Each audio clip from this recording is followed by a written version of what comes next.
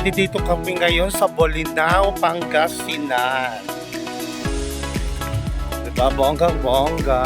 Bolinao, Pangasinan. So may team building Chururut Kineme. Kineme Hatik. Pero in fair, ang ganda ng beach. Ang ganda ng dagat. Ito. Pero naka-sunblock na kami.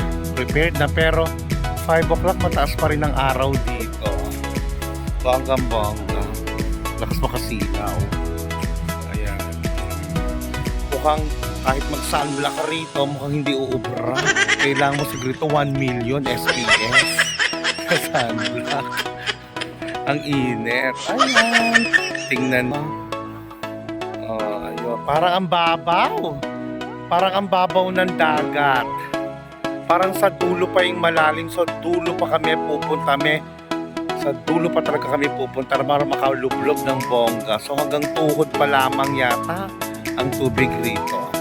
So doon sa banda roon, ang floating chururut, ano ang tawag nila dyan? Floating kawayan ba yan? Floating kawayan. Eme-eme. Basta naka-float, tas kawayan, edi floating kawayan. O, rapa kami dyan. Floating kawayan. Diba? Ayan. So, lulublob kami. Okay. Mag-enjoy lang. Sana hindi kami masunog at maproteksyonan nga kami ng tipo sa plak na to. Okay. Mwah.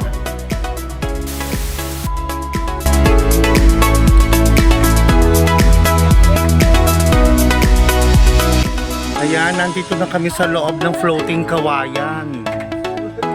Oo, ayan, floating kawayan. Say hi!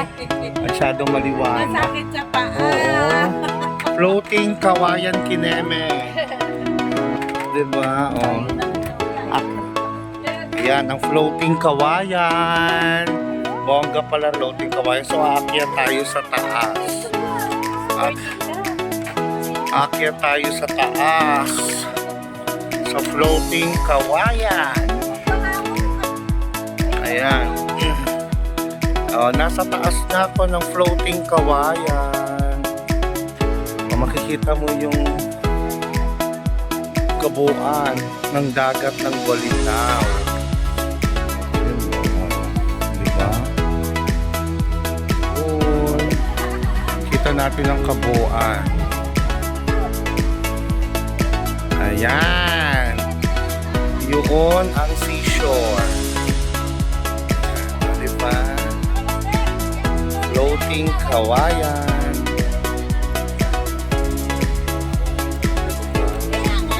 Bongga, kakatuwa.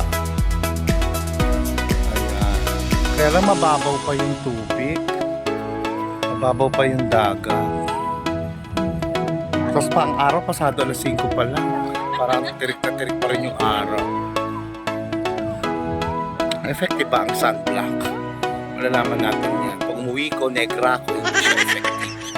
Ganun lang yun. So, nakakatuwa naman ang ganun.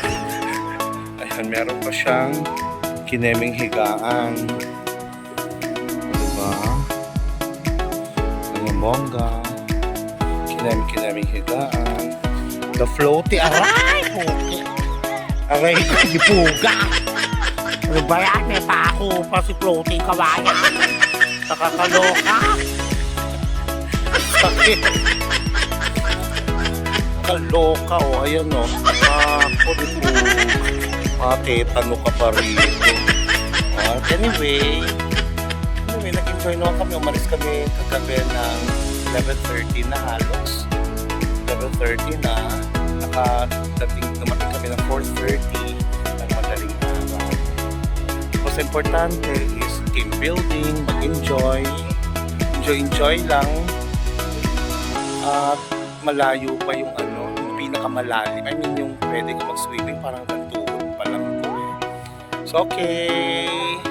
See you. Will enjoy the day and tomorrow we're gonna go home na. Okay, bye!